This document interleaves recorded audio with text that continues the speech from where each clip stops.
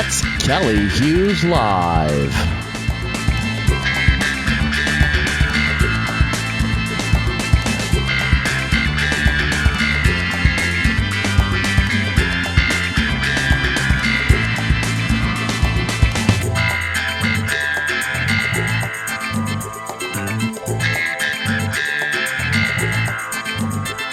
Tonight's guests: community builder Gladiola Kehler, stand-up comic Adam Schwartz,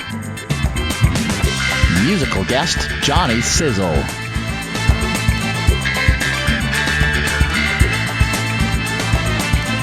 And now, from the historic Valiant Theatre in the heart of Winnipeg's greasy tenderloin, it's Kelly Hughes. Good evening, everyone. I am Brother Kelly Hughes, Chaplain of the Arts. We are broadcasting live from the Valiant Theatre in the heart of Winnipeg's greasy tenderloin. Christian Cassidy, I said something about the greasy tenderloin, and he said that it gave him tingles.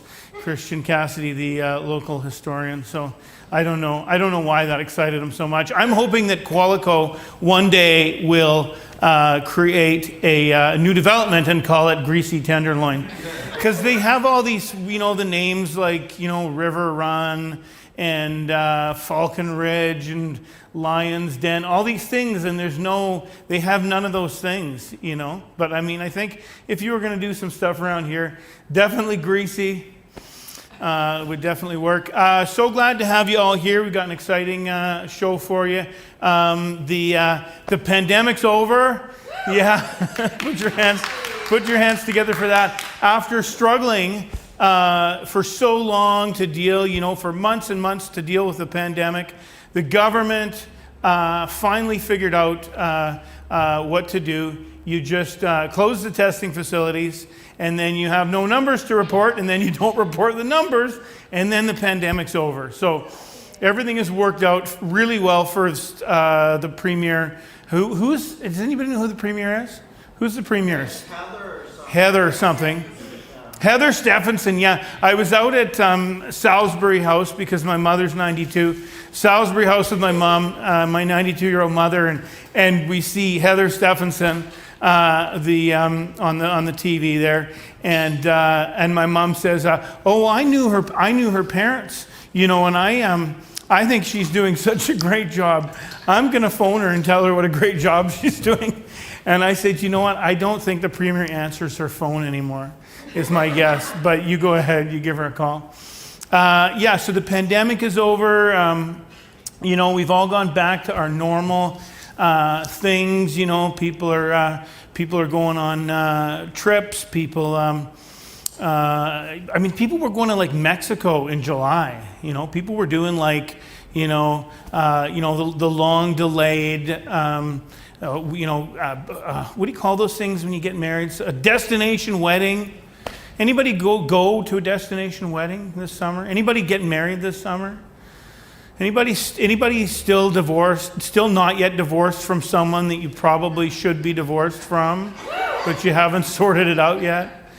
I was not looking at you. I was probably a few more people in the room.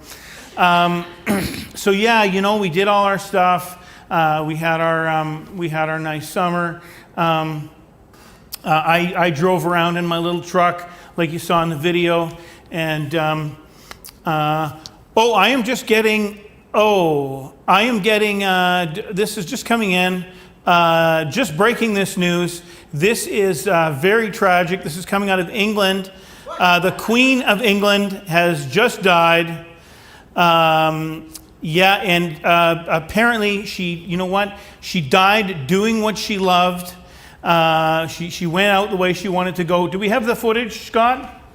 Let's get this footage up here. She died doing what she liked. This is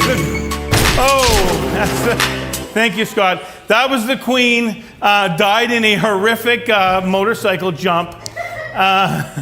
Just the way that she wanted to go. No, seriously, she was like 100. She just died because she was old. And you're getting ready for the next thing, Scott?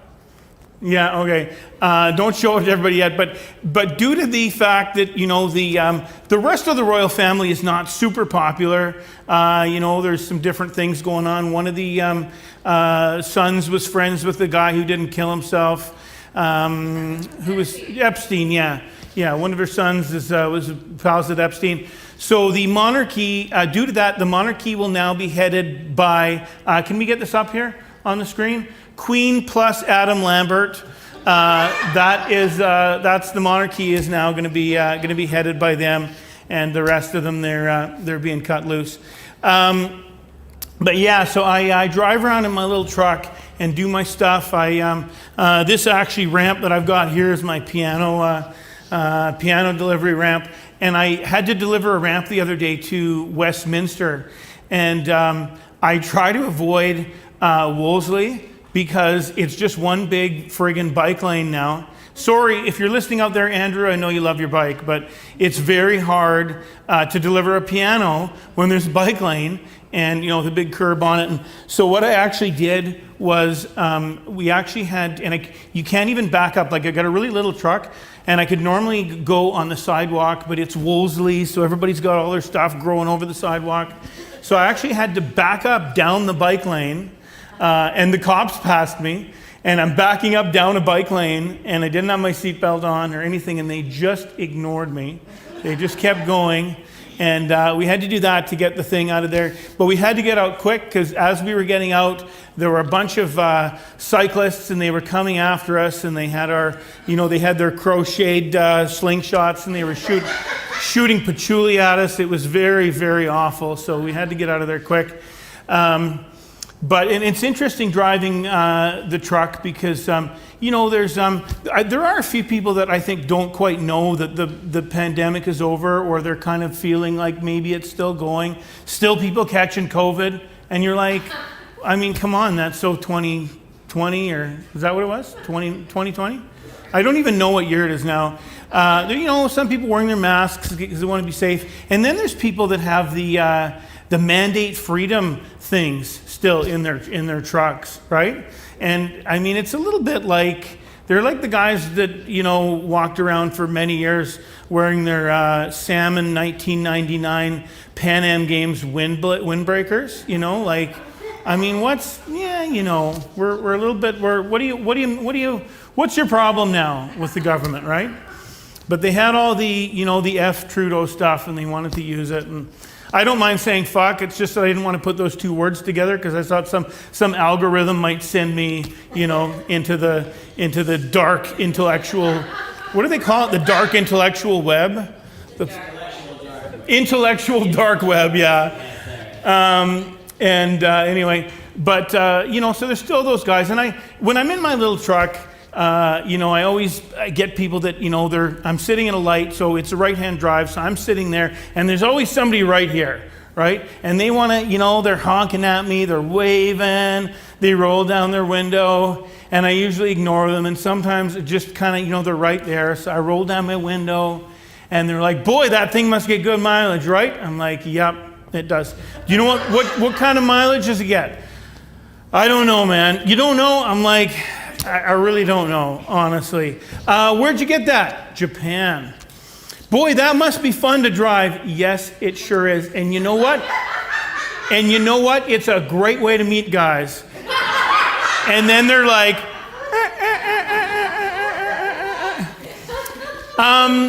thank you very much. We're going to have, that's where everybody was supposed to laugh uproariously. And we did all right, but play something, and I'm going to walk over here and clap. Maybe clap.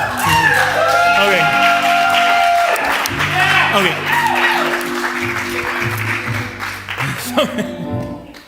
So we have got a great show for you tonight. Our general theme is not normal. What do you want me to do? Sit in my chair. But I wanted to sit here. Is the thing not pointing at me? No. Can I go like this?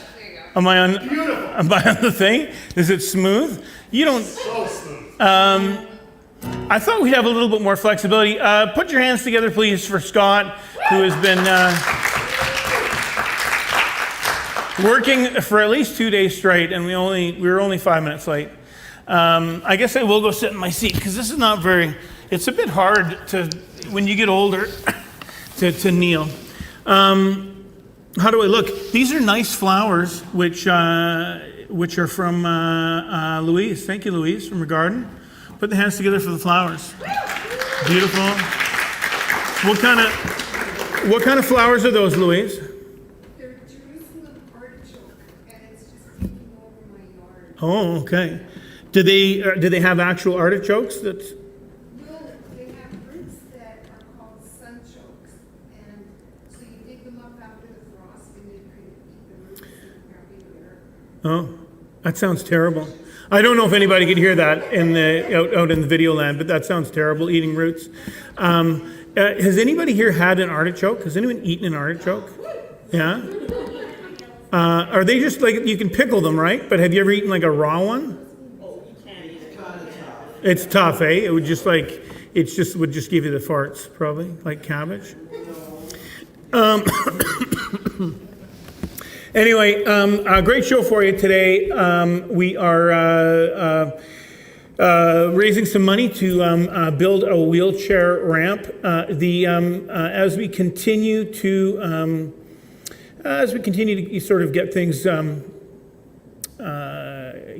ramped up. That's Scott's word. Scott wanted me to say ramped up. One of the things is, and we're going to talk about this, is one of the big expenses for this building, for getting this building open, to have an occupancy permit, to have the general public in here, is accessibility. Fire stuff is one of them, but the other one is accessibility, because the building was built in 1901, and they did not, they didn't care if anybody could get anywhere in 1901. If you can't get up the steps, you can die, right? That was kind of their thing. So anyway, but and there's all kinds of things that I'm hoping. We're having closed captioning on YouTube. Is that happening live? Does anyone know, or is that going to be added later? I believe it's happening live. Okay, we don't know.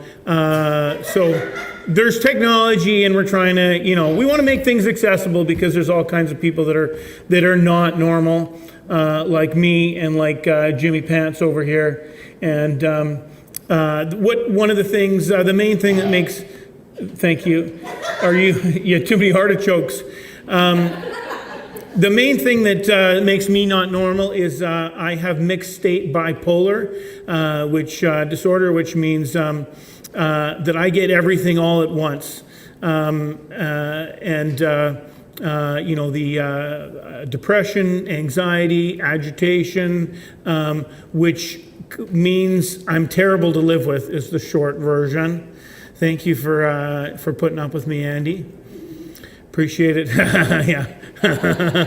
Yes, a knowing little. I said I was fine to live with the other day, and then Andy said, "Well, I don't know if I'd agree with that." And I'm like, "I didn't say good. I didn't say great. I said fine. Give me that, man." Anyway, so great show for you with a bunch of not normal people and a not normal cat who's having a birthday.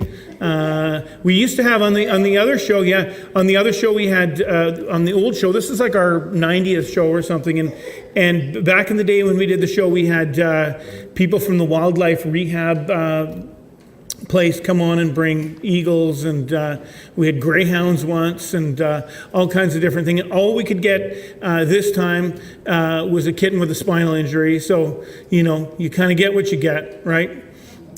We tried to get the eagle, and we got and also she's got a bit of an anger management problem. So I thought that might make for good something. So anyway, thank you so much for being here. Oh, and is the thing going across the screen telling people they can give money? Okay, it is now. If you want to donate money so that people can, so that we can help get this place going, get it open, ramp it up. You can send e-transfers to andy@thevaliant.ca. My first guest is a community builder, and Jimmy Pants is going to play something real cool as she comes up. Gladiola Kehler, everybody.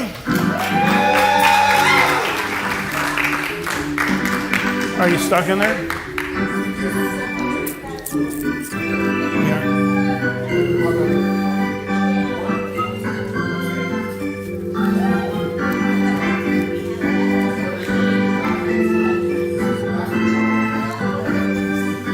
Oh, and we got to do this too.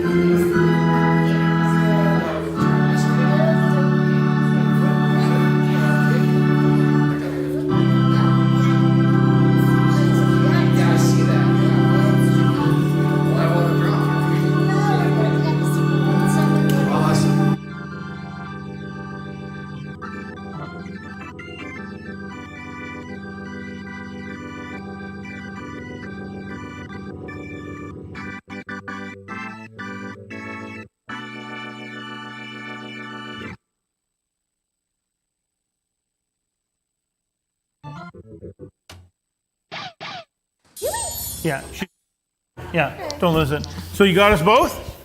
Let's give her another round of applause there. Yeah. Even just getting up the stairs was to the stage here was an ordeal. I held my breath. Well, these were okay. This was relatively pedestrian, but getting up those steps is an outside. Yeah, well, we had to. I mean, you had to be hoisted in like a bunch of drywall. So her mic is on and good. I guess we turned on still. Well, that's what I'm asking, That's right? what I thought, because it's not projecting. So This is. there we go. There we go. That's what. That's. Testing. Oh, wow. Yeah. Oh yeah. It works now. So we know what makes you not normal. It's obvious you're a Mennonite. You love schmontvat and Parma sausage. 10-part harmony. And how do you break up a Mennonite wedding? Oh. Drywall's here. Ooh. Got any Mennonites in here? No. Okay. Delayed reaction there. Very, very glad to have you here, Gladiola. You are a long-time supporter of the arts and the things that I've been doing. When we did, we started doing Kelly Hughes Live maybe in 2008. Long time ago. 2009, and it was even worse to get in there It was. because it was on like a real serious second floor. Yeah, I remember having to climb up that particular set of stairs when I was there. That was Climbed up the friggin' stairs because she wanted to go see the show. And I mean, that's like, but that's kind of, that's just exemplifies your attitude towards life, doesn't it? It does. Yeah, I don't usually let most of that stuff stop me, although it gets to be harder, I guess, the older you get. Yeah, it's fucking exhausting. Yeah, it's annoying. I didn't sign up for this.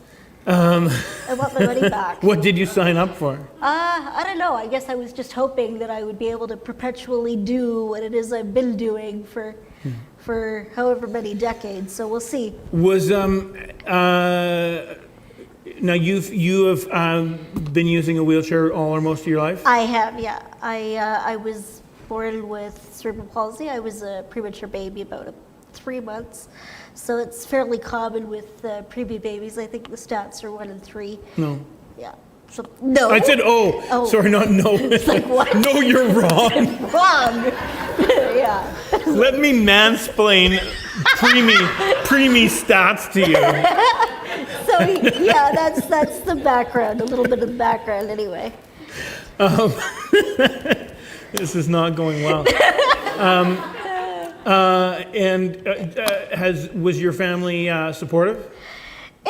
You know what, it's tricky because when you are born into, and I think this is true for just about any family dynamic, nobody kind of expects to end up with a kid who's different. Yeah. There's always this shock and this adjustment period where you don't quite know what to do and you don't quite know how to respond and you don't have the resources. And I think especially for my parents, because they had moved here largely because of me, because they knew that my opportunity for something resembling a normal life was going to be more were possible here.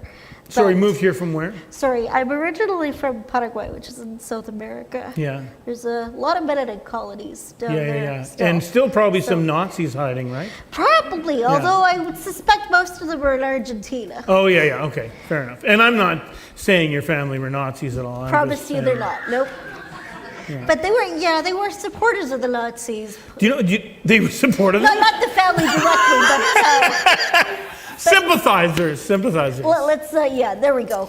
The Mennonite community at large. Do you know, speaking of Nazis, do you know how old the Queen was so old that when she was born, that year Hitler just had his first summer job as a lifeguard in Strasbourg at the Strasbourg Gymnastik, and that's a word.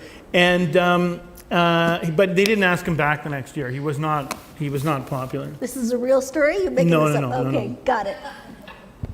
Fake Anyway, news. sorry. So they were supporting the Nazis. I don't know why we're talking about Nazis. You brought it This up. was not how I've expected No, this to go at all. This is a curveball. Whatever you do, don't mention the war. So they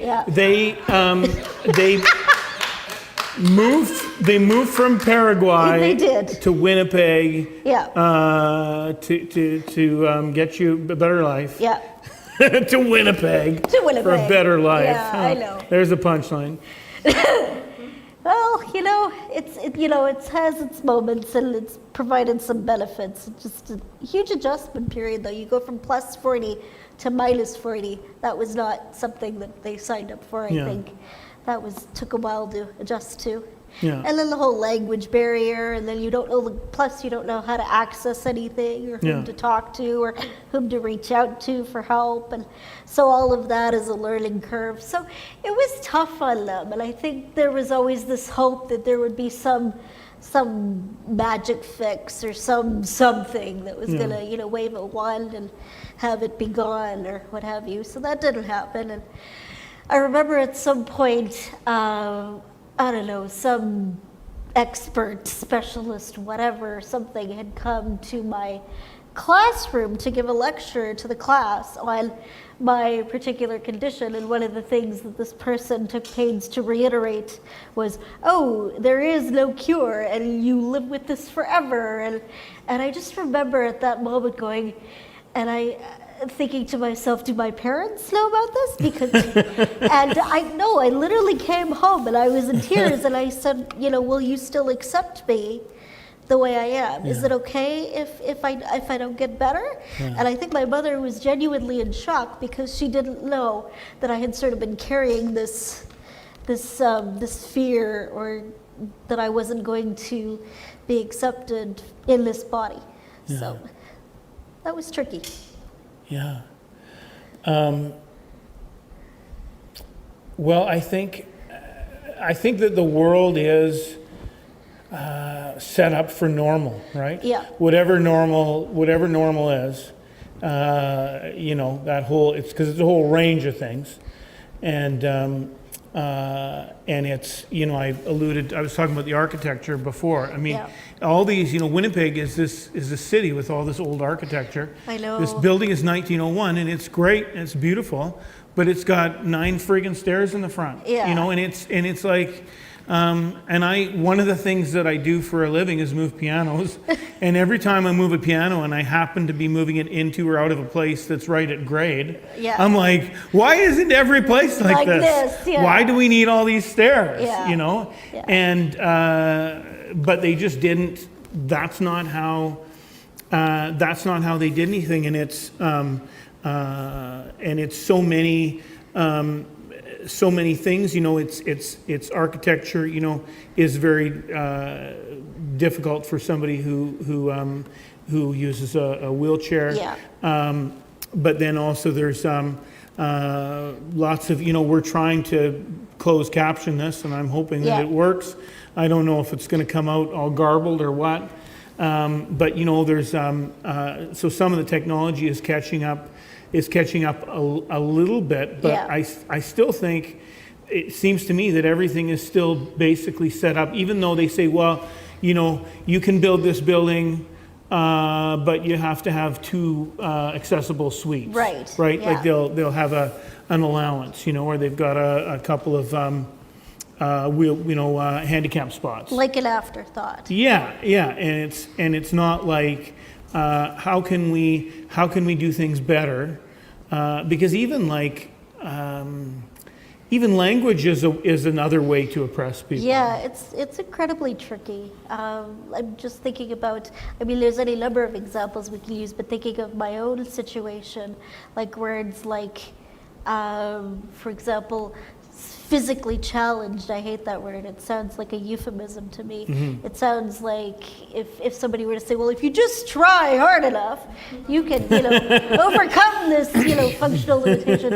Another one that I'm not a big fan of, and it's suddenly slipped my mind here. Cripple, I don't mind. Cripple is a nice one because it's offensive and it gets to the point. So I prefer people using that term over some of the other nicer, softer terms. But the confined to wheelchair is an expression of which I am particularly annoyed, because it's like it's very limiting and it's very sort of reductionistic, and I prefer terms like wheelchair user because then you acknowledge that this is an equipment like everything else is a piece of equipment, like this thing I'm holding is a piece of equipment that helps me get around. And you're not confined to a microphone. No. Yeah, so language is important. But I wonder, it seems like we. I like what you say about being offensive and getting to the point. Yeah. Because I think that we have, as a society, we've become more politically correct in that we know we can't say these words, but we should say this instead. So, but what I hear is people still saying all the same terrible shit. Right. It's just that instead of using offensive words that I won't use, they will say LGBT, or what I mean, like they will use those words that they know they're supposed to use, but they still have the same shitty attitudes, and unfortunately, unless people have somebody in their family that that they really I don't want to say, kind of have to deal with like all the time, then they just don't bother figuring it out, because it's not just, a person that might use a wheelchair or a person that might be hearing impaired, or a person that might be blind, or a person that might be, there's all kinds of other, there's all kinds of mental things. There's all kinds of, and then sometimes those things overlap. Like, just because you use a wheelchair doesn't mean you're not crazy. And I love that term too. That's another offensive, objectionable term that the grammar police has decided to hijack. Yeah, I think I use crazy because I'm super fucking nuts. I'm like, I feel like I can use that. Yeah. But there's other. And I know some people that use wheelchairs that will refer to themselves as GIMPs. I won't say that. Yeah, I love that one. But and so people, and I guess is part of that, I guess, is reclaiming that. Yeah, in much the same way that you reclaim words like you fag, or stuff like that. Again, the offensiveness of it, but you're reclaiming what somebody else uses to hurt you. And everybody's not going to have the same opinion about that. Absolutely Probably not. older, my sense is that older people that had that thrown at them a bit more are probably less interested. Like I am, queer is a word that a lot of queer people use, but some older people that are, gay do not like that word. And that's why it's always sort of, I think, important to do a temperature check, and also good rule of thumb, if you're not a member of that community, don't use certain words, or at least, check with them first to make sure that you have clearance to use certain words.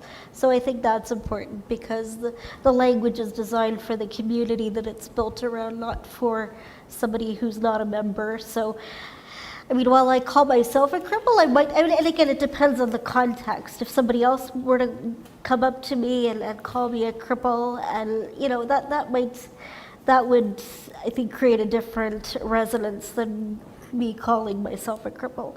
because it's all about context Yeah. in this case. Yeah. Yeah. But you seem to me to be somebody who's out in the world with all kinds of people. Yeah. Do you think that some people tend to want to stick a little bit more in their own community because I do think so, because like there's you some were understanding there? mentioning that we are living in an increasingly polarizing climate, and that's why I think I've gone out of my way to have discussions with people who don't think like me. And I have a wide range of friends on the political and religious spectrum, left, right, conservative, whatever, liberal, far left. Everybody and everywhere and everything. It sort of encompasses a whole mishmash of people. And I think it's important to continue to maintain dialogue so that we're still growing and we're still learning and we're still, because for me, I'm fascinated with the question of motive, what motivates people to think the way they do and act the way they do. And So what have you decided? Have you made up your mind yet? Are some people just rotten? That's tricky, because I spent so much of my life psychoanalyzing everybody that I come up with reasons for why they're shitty. Oh, okay. So that's You're making excuses for everybody. basically. Although I've gotten better at saying this is horseshit, I'm not having any more of this. So that takes some learning too. But it's tricky. Do you find that you spend so much energy just living that it's hard to do some of the things that you want to do that are kind of past that? I think for me is I want to be the person who can say yes to everybody and everything. Yeah. And it just kills me that I can't. Yeah. And like, it is exhausting. Even just like before I got here, I was like, having a sort of a duel with my pants. I was trying to get the pants to cooperate and get them on, and like basic stuff like that nobody thinks about until you have to. And the fact that I have problems with my pants too. Good to know. I mean, maybe not the same kind you're having. But I'm not trying to make an equivalency, but I sort of get it. No, it's just tough. And like when you were talking earlier about the crazy, again, I have a lot of sort of co-occurring stuff happening as well. And there's also a lot of depression and anxiety that I've dealt with, I think, throughout, I would say, most of my life, although I was in denial for a big part of it. And I kept saying, oh, no, I don't need it, I'm fine. And now I'm at the point where it's like, no, I don't want to be miserable for no reason. Give me the meds. Yeah. So it's getting to that point, though, was a tough one, because sometimes we're our own worst enemy. Always. And, Who here's their own worst enemy? Andy's just pointing at me. No, it's you. It's always you. But that, again, this is why I think the dialogue piece is so important in creating a... Well, you must be more patient than me, because you go to church too. I do. You probably have, in your circle, you probably have some freedom convoyers in there too. I do, and especially given that I'm Mennonite, there's quite a few freedom convoyers in the Mennonite community, unfortunately. So that's created some tension, I have to say. Well, you must have a higher tolerance for... I do, and then sometimes I just choose to avoid those people because I don't have the energy on any given day. There's just certain fights I'm not going to bother dealing with. Yeah. What does your shirt say? It says, "Got water? Sang Show Lake 40." I got it from the Human Rights Museum gift shop. And wasn't Steve Bell doing that whole big thing a few years ago to build the road for the... Yeah, he was. Yep. Yeah, and they did that. They did. Yeah. And that's a whole other thing about accessibility. People living right next to the water and they can't use it because we've stolen it all. Because it doesn't fit into the master... Or we've rendered it undrinkable. It doesn't fit into the master plan of, of what we're doing. Are you an active voter? I am. I'm not as politically, I would say, I'm not as politically active as I would like to be, I guess. Again, cripple, and life is exhausting, and it just takes up so much of my time. Yeah. So you have to make calculations on a regular basis about where your energy can go Yeah. because it's finite. Yeah. Do you have a recommendation for mayor? I do not currently. It took me forever to figure out that Glenn Murray was in the riding, and so I'm not sure at this point whom I would be voting for. I just remember talking to him years ago Yeah. as a student.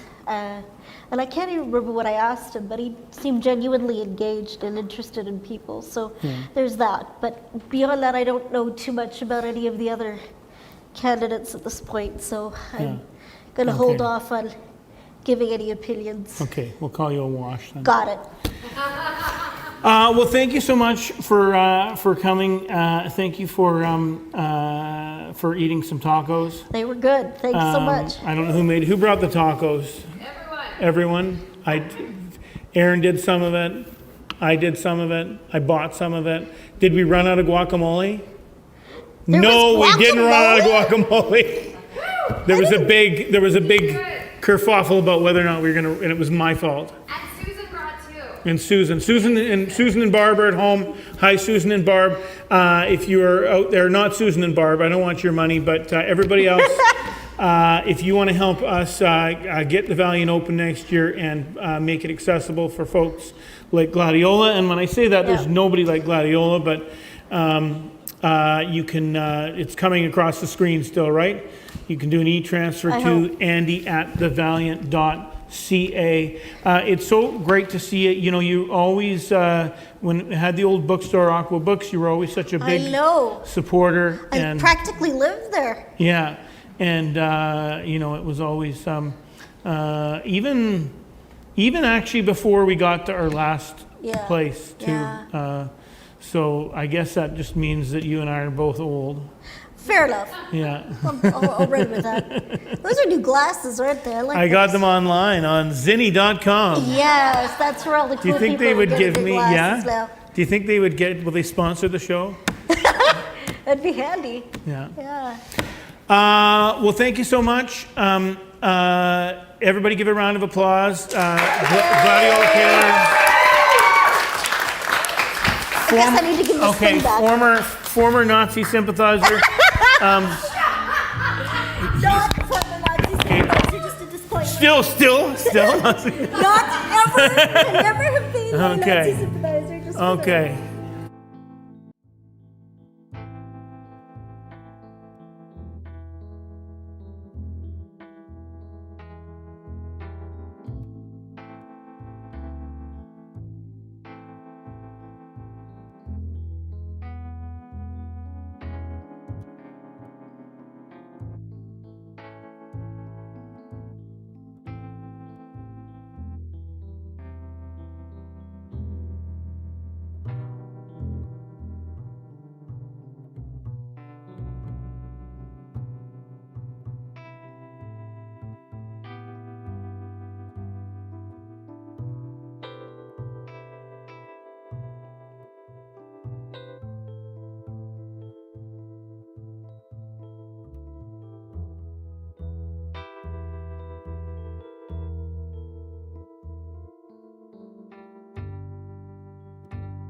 I feel pretty on.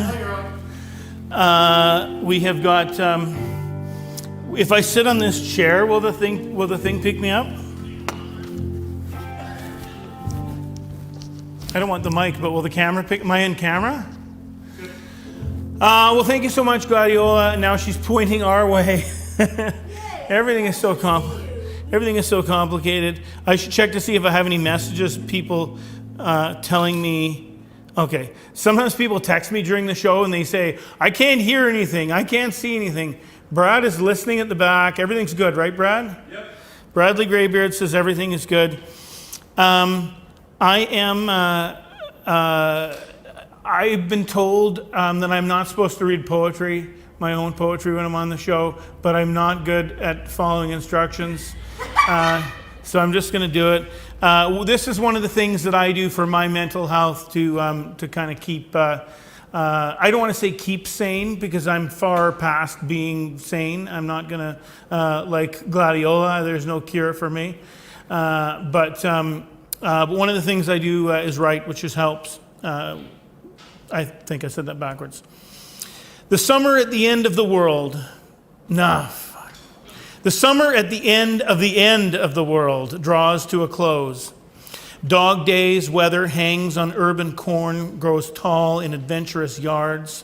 Freshly scrubbed baby undergrads get led around U of W like toddlers in a daycare train. Unscrubbed humans continue their existence across the street under orange tarps next to a bus shack skeleton. Dollar store shelves already filled with binders and dismembered hands. Sirens in the distance, crickets somewhere close by, maybe in the corn. Your Instagram says your summer was an unending success. Maybe it was. Maybe it was a write-off. Either way, the calendar flips like an 84 GE alarm clock. Teachers haul themselves off their asses. Parents spank their kids and send them back to school. And if the weather holds, the rest of us get extra innings to savor or to squander. Dealer's choice. Okay, thanks. So, thank you. Is my mic still on? Okay, so it is, am I on can I be seen by the thing here? Okay, so in the last 5 years, my partner and I have fostered 150 animals, and mostly cats. And because there weren't enough in Manitoba, we got a cat from Saskatchewan who is 1 year old today. And who wants to bring that cat up here? We're going to come. We've got a cat cam. We've got a cat cam. Andy, does Andy want to? Andy probably doesn't want to. You coming? Brad. Anyway, we gave her a different name when she got here, but we quickly gave her the name Sharky because she's a bit dangerous. She has a, I don't know, put her down there. I don't know where the camera is. Oh yeah, we got a guy. She's got a spinal injury, which affects her back end. And she is very cute. She's got a lion cut. And she is, where are you going to go? We got the cat cam. So she is very cute. She's wondering why she's on the YouTubes. And you can see she kind of, her back legs work, but she walks a bit funny because she's not quite. Where are you going? You're off the cat cam. Come back in the cat cam. Come here. Anyway, she's very cute. It's her birthday today. Her name is Sharky. So everybody wish Sharky a happy birthday. Happy birthday,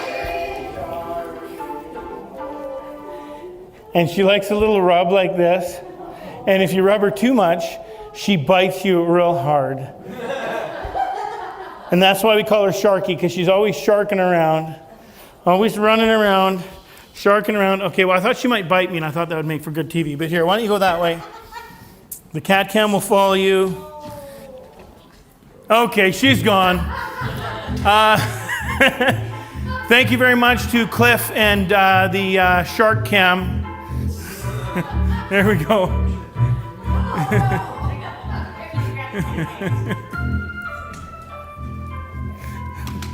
Thank you, Brad. Brad is the wrangler. That's good. Well, that was fun. That was fun. There we go. We're putting her away. Okay. There we go.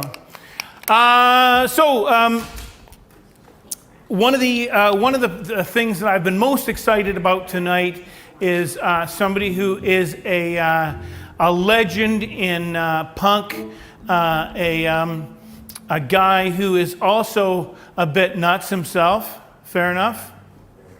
Yeah, fair enough. We are doing a whole music festival, mini music festival next weekend, and I'll tell you about that after, called SiZZle Mania. So please put your hands together, give a warm round of applause for Johnny SiZZle.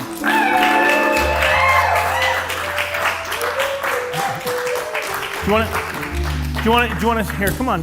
Oh. You want to do an interview first, or you want to sit over there? And... Oh, I thought I was playing music. Well, you're going to do, I mean, what do you want to do? Do you want to play a song first? Yeah. Okay. What are we going to hear? Well, Is this mic on? well, since you really like poetry, and I've become a poetry fan just in the last year, Yeah. and I've been into doing things where I go out on the internet and I find poetry, and then I find a guitar chord I like, and I try to make a song with this poem that I found. It's been my thing for the last year. Nice. All right. Here's a poem I found from someone named Frankie Mothman out of Montreal. I think her poem's about leaving the home a bit too soon than you like. You're leaving your parents' home a bit too soon. I bet everyone's had that experience before, right? Where you close off the light to your first apartment and you sleep and you close your eyes, and right before you go to sleep, you're like, what the hell am I going to do tomorrow? I don't know. And it's scary, right? So,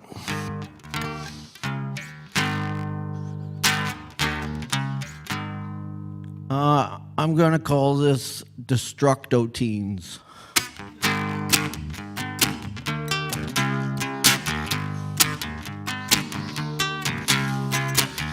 It was hard to graduate.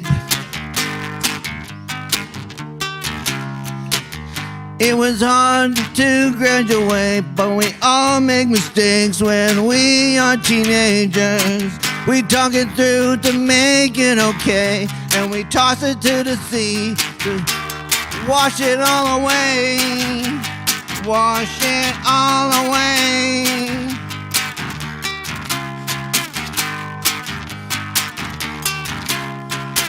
I was too young to rent that apartment. I was too reckless to hold down that job. I was too small to make big decisions. Too small to think for myself. To think for myself.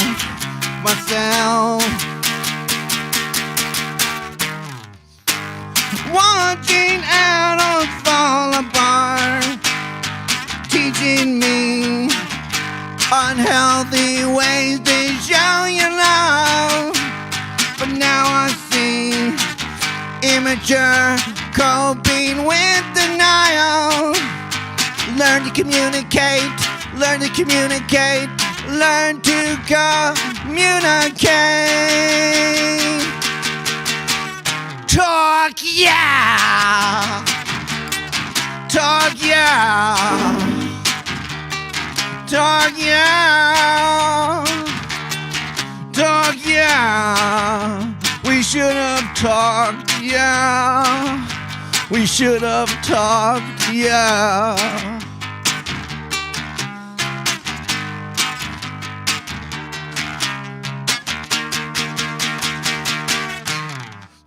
Exes drinking in your childhood home.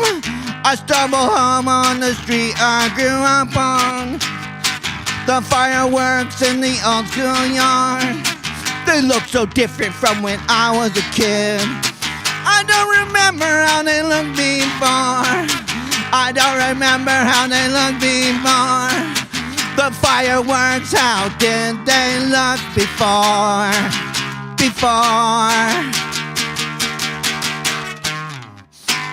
Watching out on Boulevard, teaching me unhealthy ways to show you love.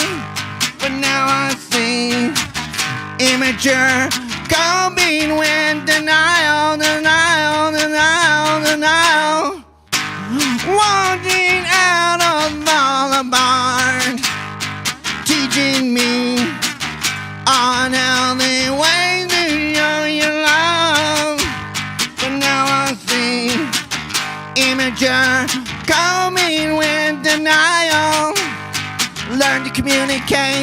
Learn to communicate. Learn to communicate. Talk, yeah. Talk, yeah. Talk, yeah. Talk, yeah. We should have talked, yeah. We should have talked, yeah.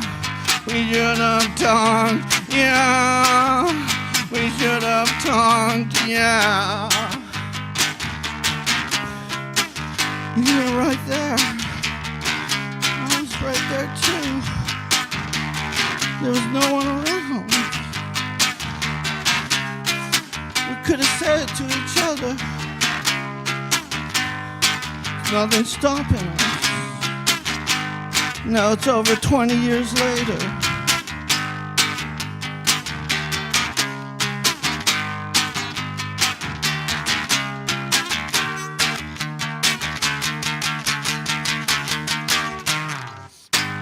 Watching animals fall apart, teaching me unhealthy ways to show you love. But now I see immature coping with denial. Watching animals fall apart, unhealthy ways to show you love. Immature coping with denial, denial, denial, denial, denial, denial, denial, denial, denial.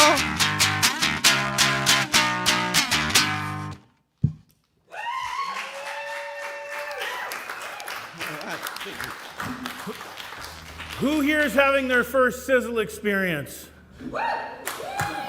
There's nothing more punk than this guy. No, I disagree.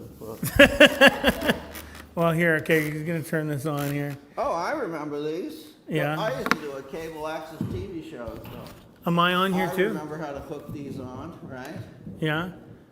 You've done a lot of things. When did you are you growing mutton chops? Yeah, I tried. Yeah. You gonna do some reenactment, War of 1812 or something, or? You know, I'm always good for a role. Yeah. All right.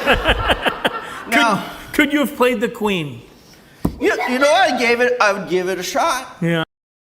I would give it a shot. Now, I'll tell you what. When I do acting, I'm very much like what the director wants. Okay. The director gets. Oh. I'm very much. You like go that. all the way. Okay. I'm very much a worker. Yeah. Type. I'll give a little bit of my input. Yeah. But, you know what As they want, they get. As opposed to your music, where you just do whatever the fuck you want. Yes. Yeah. Yes. When did you write your first song? It had to be in September of 1991. It was in the back lane behind, it was called the Pyramid back then. It's called the Spectrum Yeah, now. yeah. Or I'm getting it all confused. Yeah. But yeah, I was just goofing off with these guys. There was a band that was loading in. Yeah. I was like a little teenager at the time, and I was like goofing off with them. And I was pretending I was like Axl Rose. Yeah. I was like, wow, wow, wow, wow. You know? Yeah. Sweet child of mine. Like that. Yeah. And yeah, I was just kind of, so I wrote this song called I'm a Nerd. And Yeah, we know that song. and I think you know why I wrote the song? Because I liked punk until punk was starting to be cool. And I started going, I'm not so into punk anymore. Yeah. It's just not the same as what I originally found it, and now it wants to be cool. Yeah. Well, your life's work has been to make music and to be uncool. Yes. Yes. Ultimate nerd. Now you have mental health stuff that you got going around up there. Has that Have you gone through periods where you've written a lot of songs and I some? went through 8 years where I didn't write one song. Wow. Yeah. And that just had to do with what was going on up here? I can't remember. Yeah. I just knew I moved back to Winnipeg. Yeah. And I didn't start taking the pills for schizophrenia until like 2012, Yeah. 2000, or maybe 2009. Yeah. Yeah. And you've been pretty prolific. I mean, you've Oh yeah. you know, you've done. You don't the pandemic. You know, nothing like that slows you down because you do all your stuff by yourself. You're cranking out. Do you still make cassette tapes? No. But you know, I would if no, you know what? I don't think I would because Yeah. before then, I had a ghetto blaster. Yeah. And I had like two Yeah. things. Yeah. And then I would record it Yeah. all. Yeah. And it didn't annoy me at all. Yeah. But now it would. It would annoy you. Oh yes. How come? Because I'm having to listen to my voice over and over and over again. You know, before I wasn't like diagnosed schizophrenic, so I thought it was like the whole world. Oh. So it was important to me. Yeah. Yeah. So has it changed? When were you diagnosed? 2009. So has that? I mean, did that change the way that you write music? No, not really. Yeah. No, I don't think so. Other than I don't really entertain dark-heartedness. Yeah. You're goodness and light. You're all goodness and light. Well, not completely, but I don't write anything where I'm advocating darkness. Yeah. Yeah. Didn't you write a song about killing Trump? That wasn't dark-hearted. That's just regular. Okay, that's just regular. Actually, I wrote that song. I don't really write political songs much anymore. I wrote that song as like a comedy song. Oh yeah. Yeah. It's just that people take it seriously Yeah. because I think they want it seriously. Oh, okay. So have you had anybody approach you and want your help in figuring out how to do the deed? No. I've had some really. I made like a. It wasn't an actual video. It was like one of those picture clip kind of videos. Yeah. I put it on YouTube. I got some, Yeah. pretty rude and life-threatening remarks at me. Sorry, I'm laughing. but they were all like people like from like the southern states, and I bet they can't even find Canada. Probably some of them are probably in Gladiola's family, probably.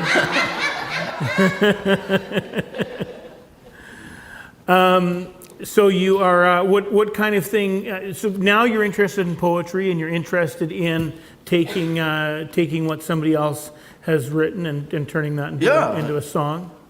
Yeah, it's quite the challenge because it's somebody who doesn't have like musical experience and everything like that, and then like here I am taking these words, and then finding a way to use the right chords. And like, hey, I'm no Eddie Van Halen or anything like that, but he's dead. Yeah. So be glad. Yeah, but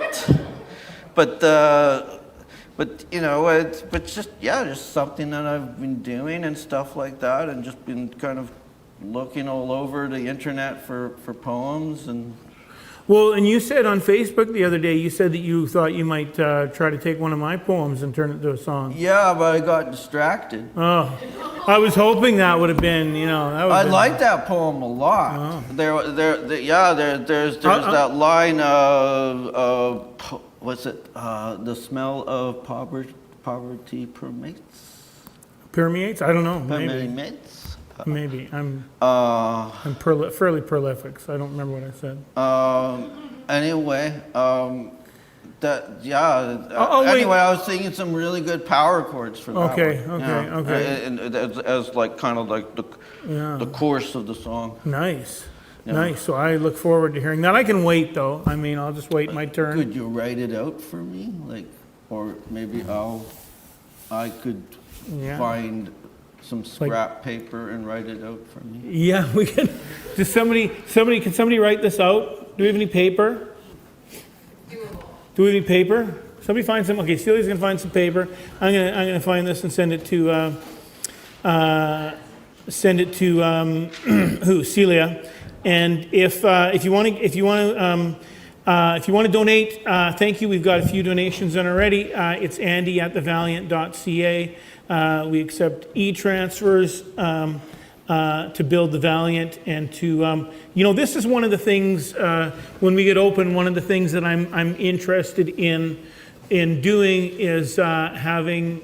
I don't want to say diverse voices because you fucking hear that all the time, but for lack of a better term, like I made a comment a couple of years ago about why does Winnipeg have no white male comedians between the ages of 25 to 35, because I want to hear what they have to say. And all these white male comedians between the ages of 25 and 35 and their girlfriends all attacked me. It was just like a complete shitstorm.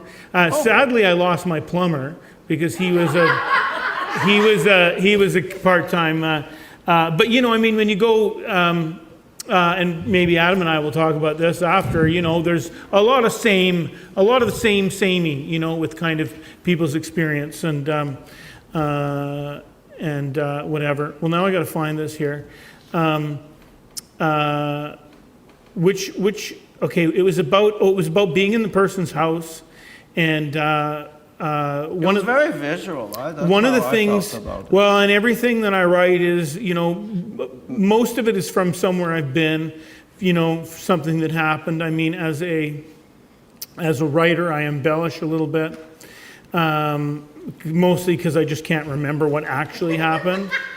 I was getting the impression that kind of like while I was reading it, like, oh, you're looking out your house window and you're watching like a mother dealing with her kids and stuff like that, and telling her kids, the streets aren't so friendly, be careful. The story is I give a lot of stuff away, and here I found it here. I'm going to send it to Celia. I give a lot of things away, and a lot of the people that I give, I give away mattresses, and I give away couches and tables and microwaves and all kinds of things. And okay, there we go. I just sent it to you, Celia. Celia's going to write that out for you. But a lot of the people that, like, especially if I'm giving away a couch or a mattress, there's a lot of people in this city who have had to give all their stuff away because of bed bugs. And there's a lot of, like, not just Manitoba housing, but like very landlords that will just let people live in just deplorable conditions. And I was in one of these places. Home is where memories are made. Family, the gift that keeps on giving. The stick-on letters are visible under layers of grease and time. A grimy and broken-looking treadmill sits where a couch should live. The smell of deep-fried poverty permeates. The disheveled mother barks at her children. There seems nothing soft about her. Maybe the sayings were put up by a previous inmate of state housing. I'm not there long enough to even tell you now what her face looked like. But as I walk away and close the door behind me, I see the ruins again. And I realize she's a lioness who's kept her boys and girls from the clutches of the pediocrats. And I understand those words are hers, a talisman to keep the evil out and keep her family safe. So there you go. So Celia's going to write that out for you. We're going to have a nice collaboration. We're going to have a nice song. Next weekend, we're doing SiZZle Mania 22. And we've got Josetta Stitch is going to be there. Jimmy Pants is going to be there. Right, Jimmy? Matinee show. We don't know what Jimmy Pants is going to do. Porta Sound. Scott, Porta Sound? Porta Core. Is that like porta-toity? You're going to be playing from the portable toilet? Scott, are you going to play something, Scott? Sure, Scott's going to play something. I think is Stiff Wiggles coming? Yeah. Stiff Wiggles going to play something. So we've got some people that are going to come. A few of the people that were not available, they were busy, but we're going to have fun. If you want to know, if you're out there in the world and you want to know, it's an hour north of the city. It's next weekend. You can find me on Facebook or whatever, and I can tell you about it. It's going to be a kind of a small but fun affair. Yeah. Because I think of what you do as the ultimate outsider art, because I think you just do whatever you feel like doing. Yep. If you want to play guitar, you play guitar. If you're going to write, songs, or if you're going to just do your Casio core, if you're going to do read comic books, you just do what you like. I do comic book radio theater, if anyone's ever listened to that. Yeah, because your show is on Tuesdays, 3 to 5 p.m. I'm going to read you a comic book. And that is on CKUW 95.9 FM, also CKUW.ca. You used to have an overnight show, but that was a bit hard probably, eh? Well, I find it was Sunday overnight, and it would just mess up your Monday. Yeah. Yeah, it would be like, yeah. Yeah. Well, there you go. Now you're in the respectable afternoon. Well, it's okay, but I could really, let shit fly when it was late at night. Sure. Yeah. Yeah, It's a bit hard. Well, no, but do you pre-record your show normally? Well, with the whole COVID and everything, I've kind of gotten used to doing that. Yeah. And everything that's how I do. I do my radio show Saturday afternoons, and there's a lot of things like you're not supposed to say fuck and stuff like that, but I just do, because none of the people that actually get paid to work at the station are there. Yeah, that's my problem. They're like right there at a desk, like right across from me. Yeah. Anyway, very excited about next weekend, and very excited to have you here, because I know that you sometimes feel like people don't care about what you're doing. Mm-hmm. But there are people that care about what you're doing, and there are people that Daniel Emberg wanted to be here tonight, but his wife is about 40 weeks pregnant. How many? Oh, they're having another child. How many? Yeah, they said 0 kids or 2, so they're having 2. This is the second one.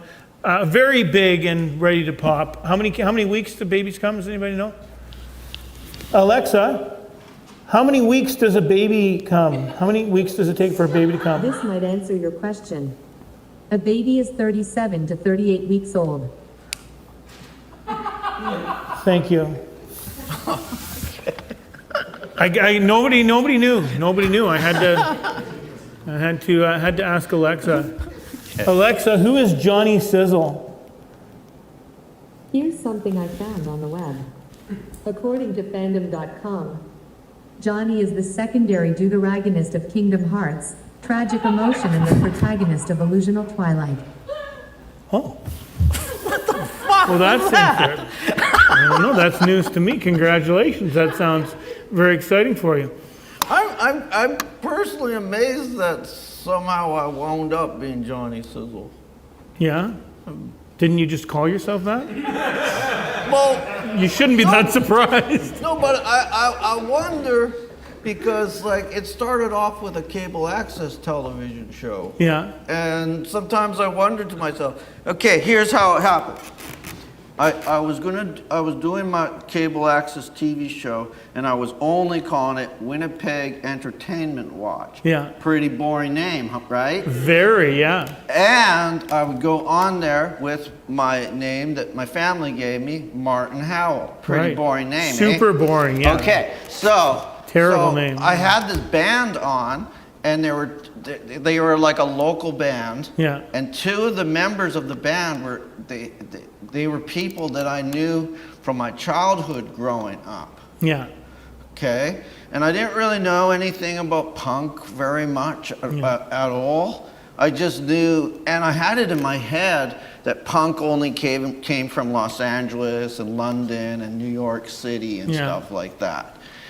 And then here's this band I have on. 2 people are in it that I know from my childhood, and they're using stage names to go on TV. And I'm like, well, why can't I do that?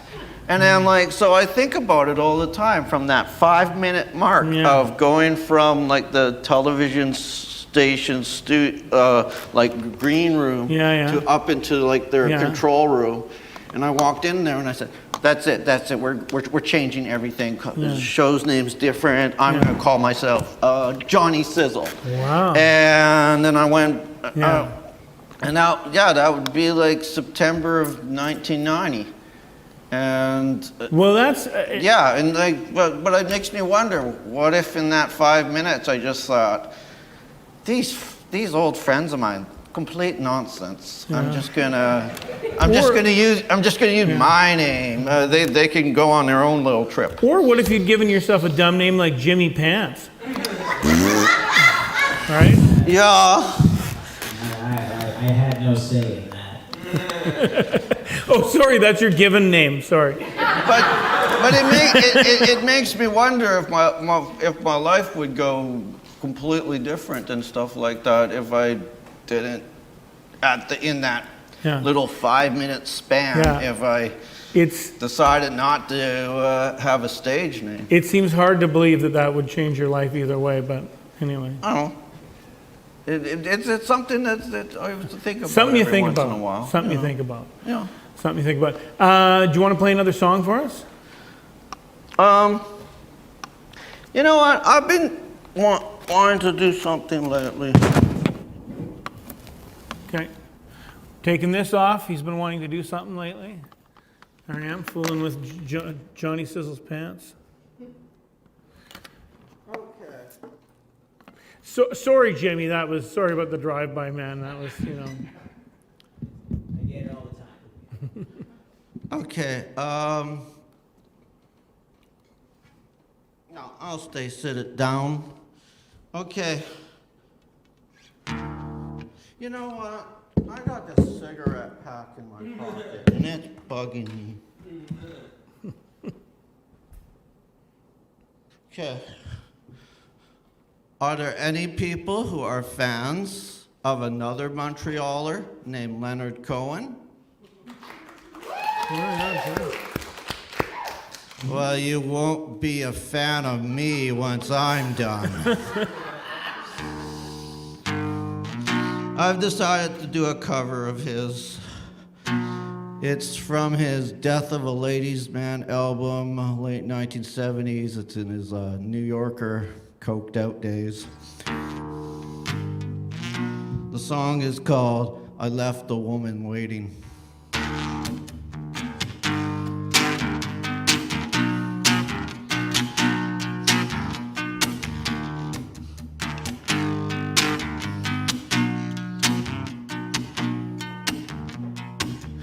I left a woman waiting, she said.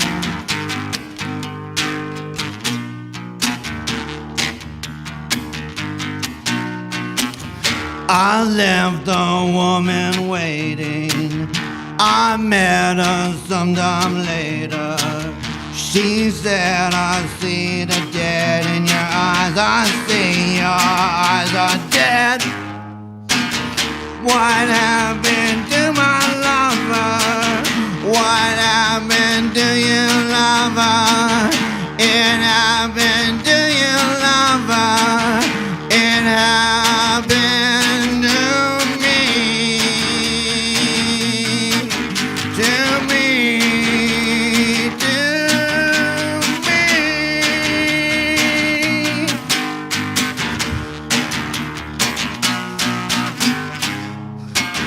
And since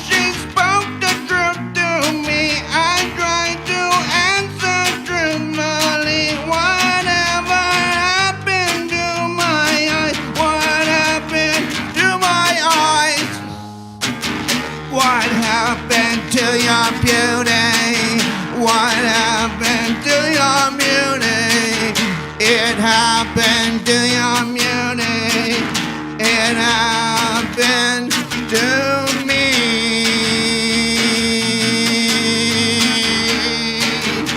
It happened, it happened, it happened.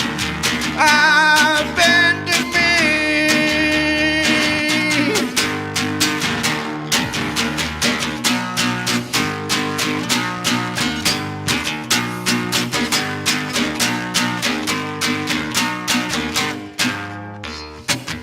We took each other to someone's bed, and there we fell together, as quick as dogs and truly dead. We were as free as running water. We were as free as running water. We were as free as running water. We were as free as you and me. What happened to my lover? What happened to you, lover? It happened to you, lover. It happened to me.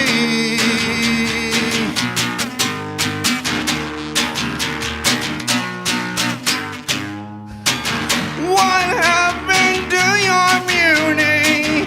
It happened to your beauty. What happened to your beauty? It happened to me. It happened. Happened, happened, happened. Happened to me.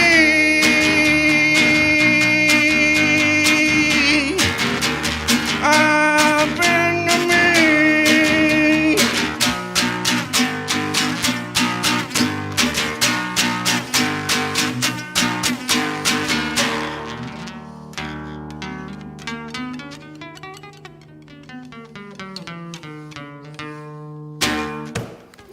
Johnny SiZZle, everybody. Okay, Martin, I'm going to kick you off stage, and then we're going to have somebody else, and then we're going to pretend that we're going to have like an encore. You know what I mean? Would you like me to do another song? Yeah, but we're going to wait. We're going to do it. We're going to be like, we're going to like beg you to come back. You know what I mean? The fake, you know, like beg you to come back. You know what I'm talking about, but not right now. No, it sounds more dramatic and for television. Yeah, so you go away. Johnny SiZZle, everybody. Okay, he's gonna go. We're gonna beg him to come back later.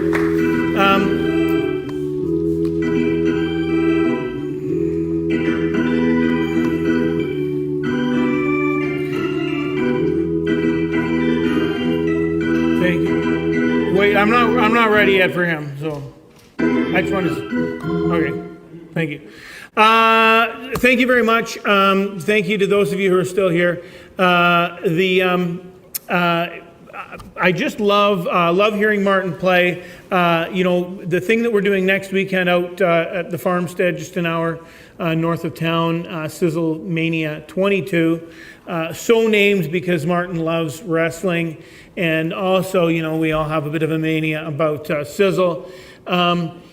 There aren't a million places to play this kind of music. It's sort of unclassifiable, and it's not like, you know, he's not getting, you know, not going to get booked at the Spike every week. So it is very important that what we're doing happen, because that's always been, since I've been doing this, you know, starting 14 years ago, I have always tried to make sure that all kinds of interesting things that should be seen and heard are seen and heard, because you know, there are so many interesting artists out there, and so many different people that have different interesting things to say, and maybe not a bunch of places to do it. So anyway, my next guest is a comedian. Now you can do your thing. Comedian Adam Schwartz.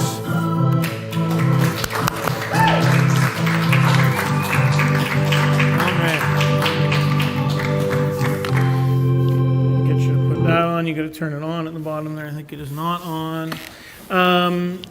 And yeah, again, if you're out there in the world, you can send your e-transfers to andy@thevaliant.ca. SiZZle, did we get that thing written out for Martin? Oh, he's got it. So we got it written out. So I'm gonna get a SiZZle song. I was a bit worried when you were playing Leonard Cohen. I thought you were gonna ruin Hallelujah.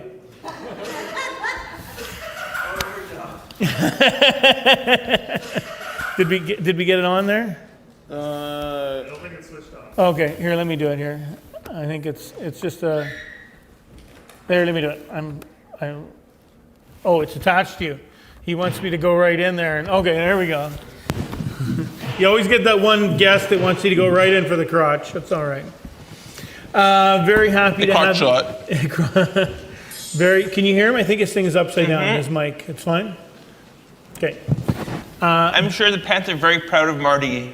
I mean, Mr. Pants and Mrs. Pants. Yeah. Jimmy's parents. Yeah, all the Pants. The Pants parents are very proud of you. I think the Pants parents are very proud of you. Mrs. Pants and Mr. Pants and the little Pants. I would make it this far. He thought he'd only get to be third banana. I thought you were going to call me up and be like, Kind of a studio band. What'd you think? I thought you were going to call me up and be like, so this next comedian is lacking in the social skills area. Oh, no, I mean, you can tell us that yourself. Actually, you just did. Well, apparently. Well, you described yourself as being neurodivergent, right? Neurodiverse? Neurodiverse? Oh, sorry, I'm thinking of that's a teen movie. Neurodivergent, isn't that a teen movie? One of those ones where they have to escape from, never mind. From you know the themselves? One. You know, yeah. From a room where they're just going to talk to each other? Escape from the room. Nice. Well, you did a Fringe show recently, right? You did a Fringe show this year. Yeah. What was the Fringe show? Asperger. It was actually neurohilarity. Okay. And was it just you or was it some other performers? No, it was me and a bunch of other super awkward comics. Yeah. We had some trans, we had some non-binary, we had some BIPOC awkwardness. Yeah. Just all kinds of awkwardness. Yeah. So, and did people respond well to the awkwardness?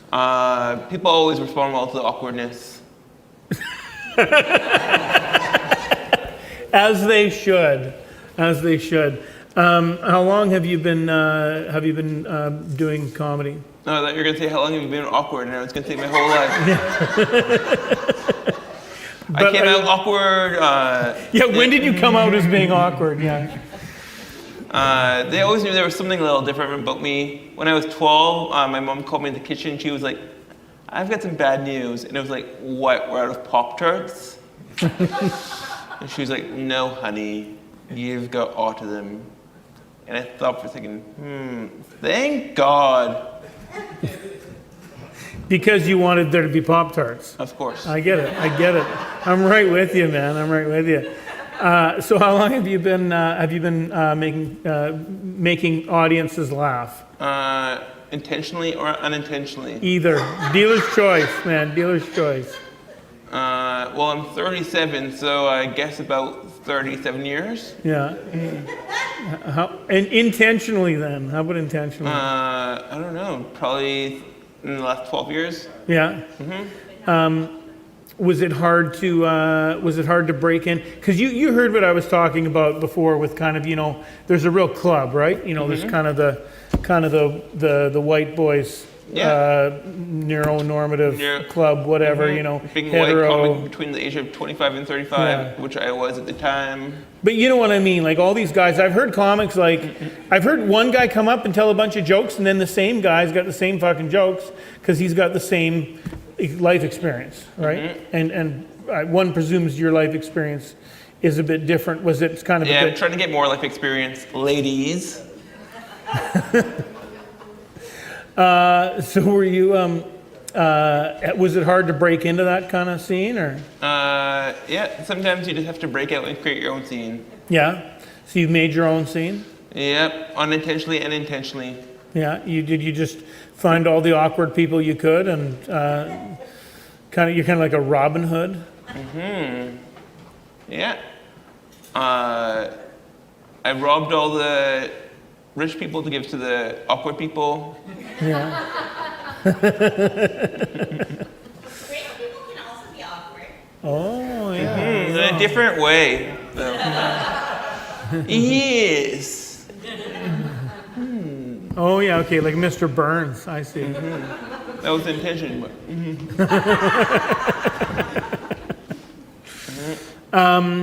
What do you have coming up? I've got a lot of things coming up. I've got some shows coming up. September 23rd, I've got a neurohilarity show with some awkward people, and we've got SiZZle translation. Nice. And then October 31st, October 30th, I'm putting on a show with Inclusion Winnipeg at another church, the Westminster Church, to raise money for Inclusion Winnipeg. And then December 3rd, I'm doing the first neurohilarity Arts Festival. Wow. It's going to be 8 conferences, workshops taught by neurodiverse artists. And you're putting that on all yourself? I'm all 8 people. It's me and the different 8 personalities of Adam. Yeah. None of them can get laid. Oh. But no, Sad there's for a lot of great. No, but you're organizing the thing yourself? Yeah. Yeah. Yeah. And that's the first. This is the first one. This is the first time this has happened. Yeah, it is. Well, that should be exciting. Very exciting. Is that kind of a theme in your comedy, that you'd like to be having more sex? Is that? Who doesn't want to be having more sex? I don't know. Somebody that's having too much sex, I guess. I don't know. I would ask the question of somebody in this room, but it seems a bit, Is anyone here having too much sex? Very quiet. It's very quiet. Their quiet. sex schedule's all booked up. It's very quiet. It's very quiet. Maybe we should talk about Nazis again. People sure laugh at that. Nobody wants to talk about sex. People want to talk about, Yes, which is always awkward talking about Nazis being probably the only Jew in the room. That is in the church. That is awkward. That is awkward.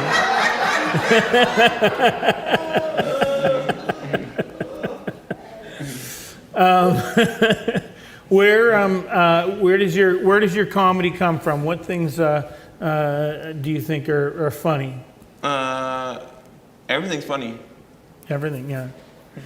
When you're awkward, or just everything's funny for everybody? So everything's funny for everybody, but you just gotta figure out how to tell the story right. Yeah. Which you've been doing for quite a while, haven't you? You've been doing these shows for 14 years. Yeah, on and off. I mean, I've done 3 or 4 in the last 10 years, but I was a bit rusty. I'm sort of doing all right. Hopefully. You're doing A-okay. Thanks. 2 thumbs up. I hope you give me a good Yelp review.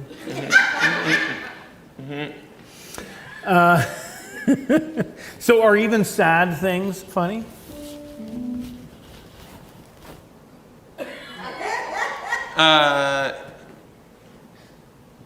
Given enough time.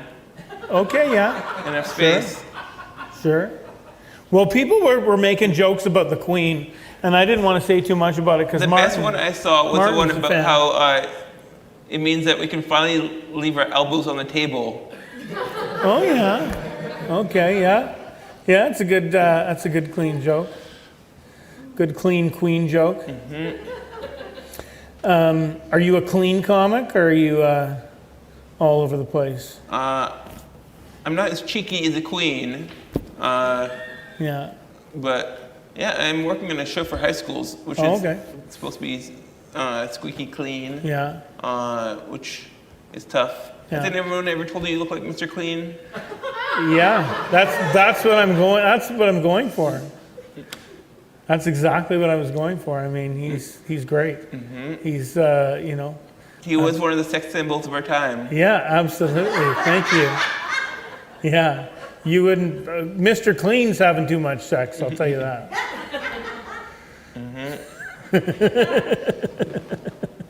Does anybody ever tell you you look like Adam Schwartz? No, I've never got that one before. Yeah. Always the first time for everything. Yes, there sure is. So you are enjoying all your adventures and all your different projects you're putting on. You seem pretty focused and motivated, and it's exciting to be doing a bunch of different things, finding new opportunities. Yep. Have any opportunities come up that were surprising to you? Kind of came up out of nowhere? The show's surprising to me. You just contacted me like on Wednesday and you were like, hey, do you want to do the show? I was like, who is Kelly? And I was like, I'm down for everything. You never know what will improve your sex life. Oh yeah, there we go. There it is. Well, I don't know that, I'm not sure that tonight will, but I mean, I guess. I mean, we're performing in front of a whole bunch of people on TV, YouTube TV, so. Yeah, okay. Now that we're TV celebrities. Yeah, yeah, we are TV celebrities. Did you want to give out your phone number or something? No, I don't know if that's a good idea. You have to look me up. You'll have to look him up on Facebook, Adam Schwartz with a Z. Yeah, I don't really think you should give out your phone number on, I shouldn't have suggested that. Yeah, I don't think anyone was going to actually do it, so I think you're on that front. Do you like to talk on the phone or do you like to text? Yeah, I'm super awkward 99% of the time. Like, yeah. I'm only good on stage. I'm not even good at making small talk, so that's a big problem where it's like, oh, that guy was super awesome on stage. Let's go talk to him afterwards. Oh, he's super awkward and not in a good way anymore. No, so they're always a bit disappointed. So you should just stay up on stage. There's an idea. So your next, tell me what's your next show? Your next show? September 23rd. September 23rd, which is McDermott. Alexa, what's the date today? The 9th. So that's Today in 2 is weeks. Friday, 9th of September. By the way, you can also ask me, what happened today in history? Sorry. What happened today in history? Alexa, what happened today in history? On September 9th, 1914, World War I, the creation of the Canadian Automobile Machine Gun Brigade, the first fully mechanized unit in the British Army. Oh, thanks. Nice. So anyway, so that is 2 weeks tonight, and it is, tell me what it is again? It's a bunch of awkward stand-up comedians. It's called Narrow Hilarity. It's awkward guys and gals. Yeah. And maybe awkward non-binary folks too? Unfortunately, there's no awkward non-binary folks in the show. Just guys and gals. And that's, where is that happening? We joined into McDermott. Yeah. And that is going to be, who's on that gig? Me, Scott Kay, Going Green, which is a really awesome rap group, was made up of Quinn and Kane Green. Yeah.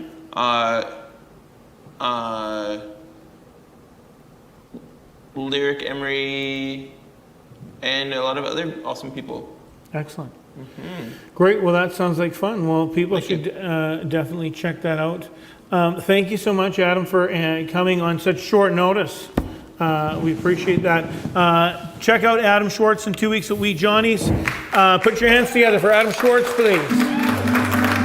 Nice, move it there.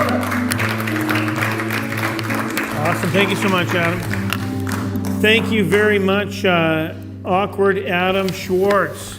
The show is almost over. Should we beg Johnny SiZZle to come back up and do another song? Let's have another Johnny SiZZle song. We love Johnny SiZZle. Nobody more punk. The man who does what he wants to do. And join us next weekend live out in, it's not going to be live streamed, out in northeast of the city an hour. It's going to be SiZZle Mania 22. Message me find me on Facebook or Instagram or whatever, and I will give you details, and you can come check that out, because that's a fun weekend. There's going to be some more poetry, there's going to be music, there's going to be a live radio play, I think. There's going to be shitting in a bucket. You don't have the outhouse anymore. We do have the outhouse, but the outhouse, I hate to tell you, is just a bucket. It's just a fancy bucket. It's the outhouse is a toilet seat that's sitting on a bucket, and the bucket has a very heavy-duty garbage can. And then at the end of the weekend, everybody leaves and they say, "Thanks, I had a great time." And then I tie the bag up, I put it in another bag, and then I strap it to my roof because I can't carry it in the car with me because it's so fucking disgusting. I'm just carrying, then I'm carrying everybody's shit with me. And then right behind us there's a big dumpster. I just throw it in the dumpster. And all these people dig through this dumpster looking for stuff, and I'm like, I hope nobody digs through the bag of shit, because they're just gonna find shit. It's terrible. It's not a good system. It's not a good system, but it's mine. What we need is to dig a hole. We need to dig a big hole and have a sewer thing and whatever. But anyway, I just told you what we did. I'm sorry, everybody. There's worse things at the dump than your shit, you know. Okay, I just drank some brandy and I really need to pee, so let's get this thing over with.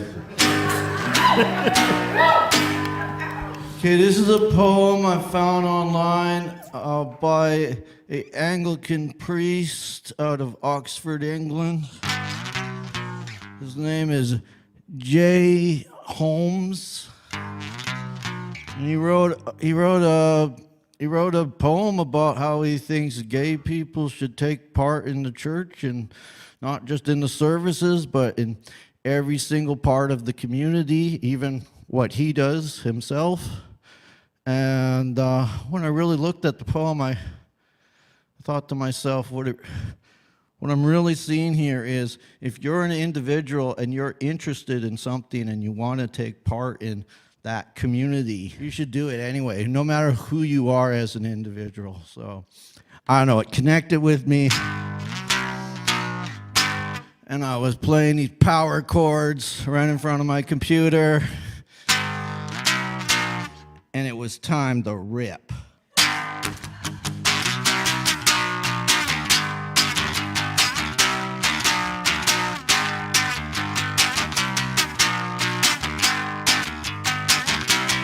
He's here! In the midst of it, right at the center of the dance floor, hitching his rope to his knees to make it easy to spin and please.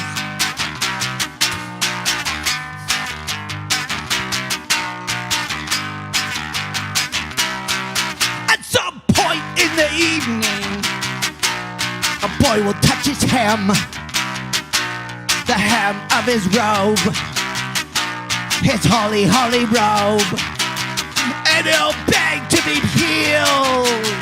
Yes, he begs to be healed. Oh, he begs to be healed. So begs to be healed. Begs to be anything other than this. Begs to be anything other than this. Begs to be anything other than this. Begs to be anything other than this. My beautiful child. There is nothing in your heart that ever needs to be healed. My beautiful child. There is nothing in your heart that ever needs to be healed. My beautiful, my beautiful, my beautiful, my beautiful child.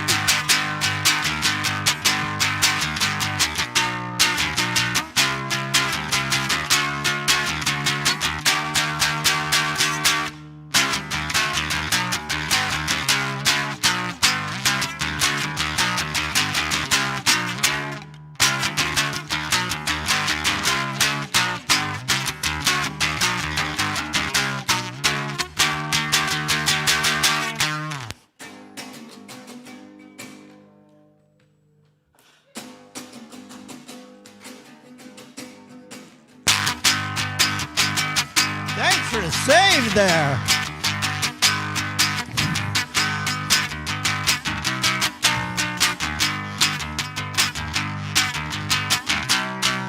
At some point past midnight, bone weary from the dance floor, he'll cup the boy's face in his loving hands, and he will beg to be healed. No, he don't beg to be healed. He won't beg to be healed. He don't beg to be healed. He don't beg to be anything other than this. He don't beg to be anything other than this. He won't beg to be anything other than this. He won't beg to be anything other than this. My beautiful child, there is nothing in your heart that ever needs to be healed. My beautiful child, there is nothing in your heart that ever needs to be healed. My beautiful, my beautiful, my beautiful, my beautiful child.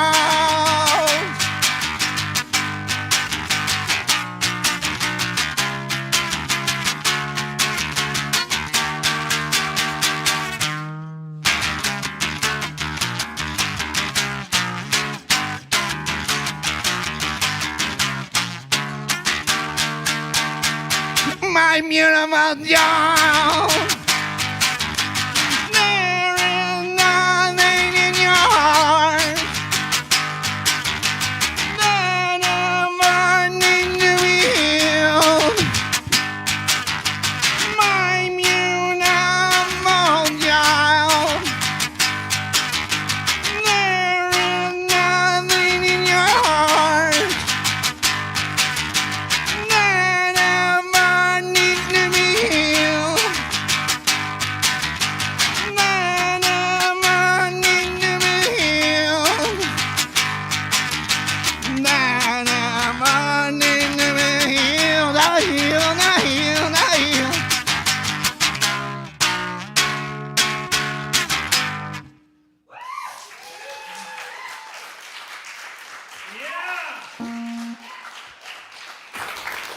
Johnny SiZZle, everybody. And I got to say, that was, thank you so much, Martin. Thanks, Martin. That, I got to say, was the best altar call ever happened up on this stage in 121 fucking years. Thank you so much.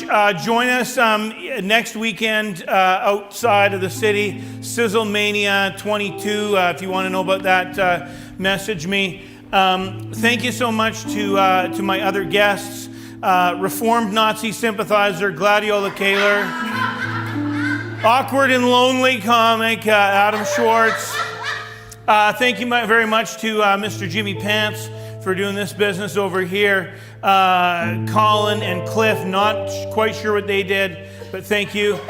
Scott, who seemed to, Scott did so many things, and I don't understand really what any of them were, and you know, I thank you. It wouldn't happen without Scott, because he's sort of a one-man whatever. And thank you to Aaron and Andy and Susan, whoever did the food stuff. I had to go shopping for some of it. I can't really thank myself. Thank you to our cat wrangler, Graybeard. Thank you. Celia, thank you so much for the poster. Celia always does the poster. And then she wrote out all those lyrics for Martin. Martin is not in the room right now, but you missed it, but he spit. I don't think anyone has ever spit off the stage here. That I just could kind of, was anyway. I'm still. Oh yes, thank you, Stiff Wiggle, who does the opening for the show, which is a lot of fun. And thanks to all of you out there. You can still donate even anytime. Andy at thevaliant.ca. and we will put the money in the kitty for building the wheelchair ramp so that we can get all kinds of people in the building who want to come in. And yeah, thank you to all of you out there. Thanks to the audience here. If you're in the audience, I didn't thank you. Thank you. But thank you to you out there because you are why this all happens. This is why we're doing this. Valiant forever. Art will save us all. Thank you so much. Good night.